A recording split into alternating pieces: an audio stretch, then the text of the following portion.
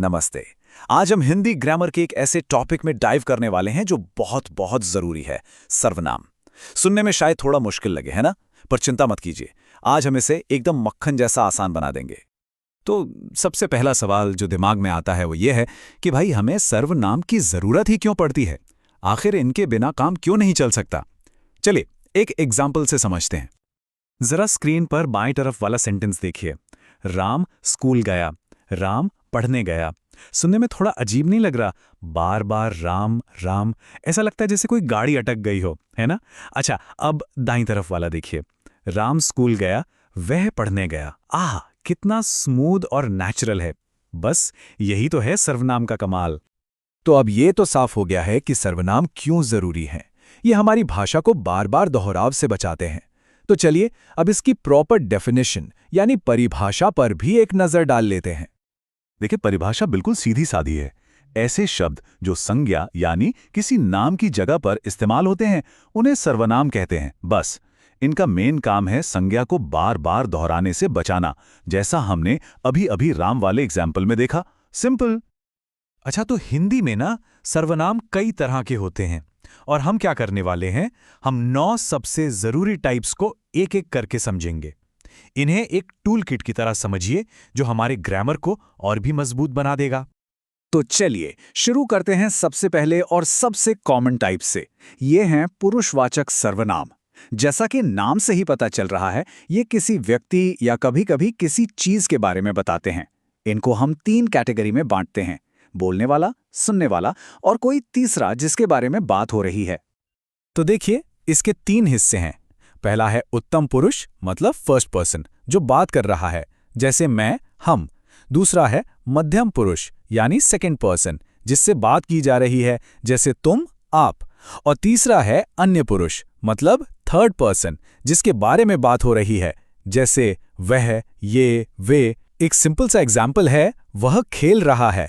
यहां वह अन्य पुरुष है। हमारा अगला टाइप है निजवाचक सर्वनाम।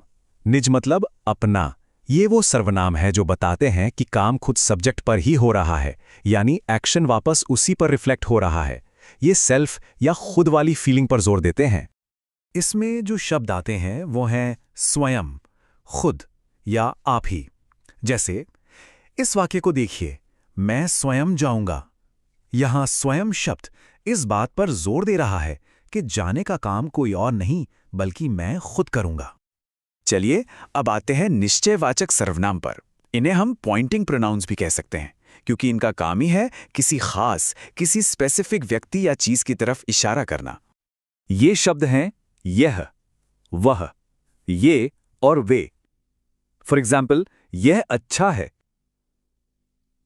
यहां यह का मतलब है कि हम किसी एक पक्की चीज की बात कर रहे हैं, उस पर पॉइंट कर रहे हैं। अब निश्चयवाचक का बिल्कुल उल्टा सोचिए, वो है अनिश्चयवाचक सर्वनाम। जैसा कि नाम से ही जाहिर है, इनका इस्तेमाल तब होता है जब हम किसी ऐसी चीज या इंसान की बात कर रहे हों जो पक्का नहीं है, जो अनसर्टेन है।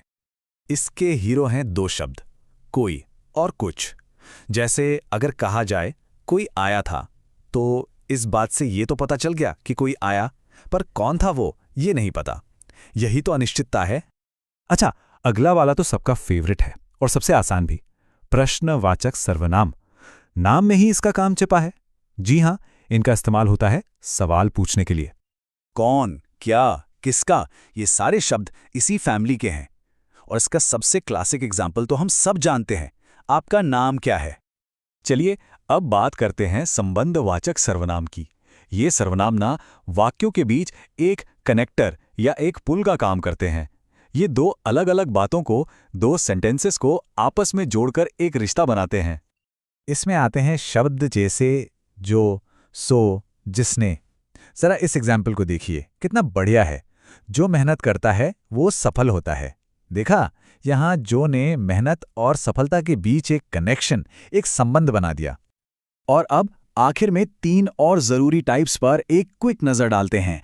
पहला, अधिकारवाचक, जो हक या ओनरशिप दिखाता है, जैसे मेरा, तुम्हारा। दूसरा, परस्परवाचक, जो म्यूचुअल एक्शन दिखाता है, जैसे एक दूसरे ने मदद की। और तीसरा, समुच्चयवाचक, जो पूरे ग्रुप की बात करता है, जैसे सभी आ गए या दोनों चले गए? शानदार। तो अब हमने सारे मेन टाइप्स को समझ लिया है, तो चलिए अब एक चीट शीट पर चलते हैं। ये एक क्विक समरी है जो एग्जाम की तैयारी के लिए तो एकदम परफेक्ट है।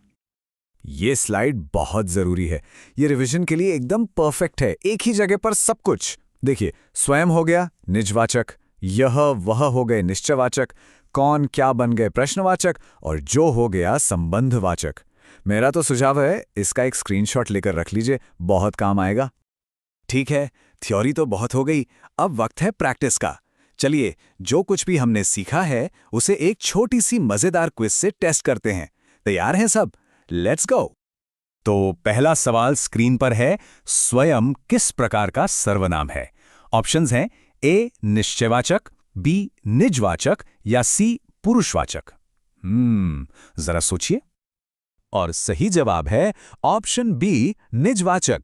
बिल्कुल सही, क्योंकि ये स्वयं पर यानी खुद पर किए गए काम को दिखाता है। Well done.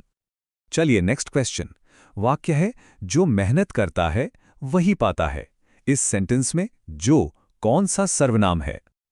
और इसका सही जवाब है संबंधवाचक। क्यों? क्योंकि जो यहां पर मेहनत करने और पाने, इन दो बातों के बीच एक संबंध, एक कनेक्शन बना रहा है। सुपर्ब। तो अब सर्वनामों को पहचानना तो आ गया है, लेकिन असली सवाल ये है कि क्या हम अपनी रोजमर्रा की बातचीत में, लिखने में इनका सही इस्तेमाल कर रहे हैं? ये एक सवाल है जिस पर सोचने की जरूरत है।